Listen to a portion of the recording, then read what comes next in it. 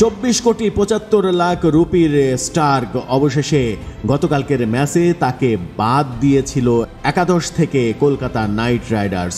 Kolkata Knight রাইডার্সের সব থেকে খরচে বোলার, সব থেকে ব্যয়বহুল বোলারও তিনি। প্রতি ডেলিভারির জন্য তার পেছনে ব্যয় করতে হচ্ছে বাংলাদেশি টাকায় প্রায় 7,52,000 টাকারও বেশি।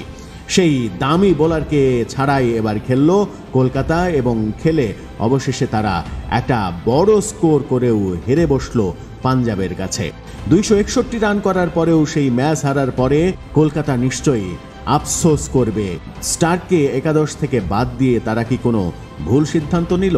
কিন্তু স্টার্ককে আদৌ কি তারা বাদ দিয়েছে? শোনা যাচ্ছে চোটে পড়েছেন কলকাতা নাইট রাইডার্সের অস্ট্রেলিয়ান এই পেসার মিচেল স্টার্ক। পাঞ্জাব কিংসের বিপক্ষে ইডেন গার্ডেন্সের মাঠে নামতে পারেননি তিনি। দলে ঢুকেছেন শ্রীলঙ্কার বাঁহাতি পেসার দুষ্মন্ত চামিরা। কলকাতায় সর্বশেষ ম্যাচ খেলেছিল বিরাট কোহলির রয়্যাল চ্যালেঞ্জার্স বেঙ্গালুরু। ওই ম্যাচে খেলার সময় আঙুল কেটে যায় রেকর্ড দামে বিক্রি হওয়া স্টার্কের। টসের সময় কলকাতার অধিনায়ক শ্রেয়াস আয়ার তার বাদ পড়ার খবরটি নিশ্চিত করেছেন। দীর্ঘ 8 বছরের বিরতির পর এই মৌসুমে আবার আইপিএল খেলছেন অস্ট্রেলিয়ার এই তারকা। সবশেষ 2015 সালে রয়্যাল চ্যালেঞ্জার্স বেঙ্গালুরুর হয়ে খেলেছিলেন তিনি। ওই মৌসুমে 6.76 ইকোনমিতে 20 উইকেট নিয়েছিলেন, কিন্তু এবারের মৌসুমে তার অবস্থা নেহায়েতি করুণ।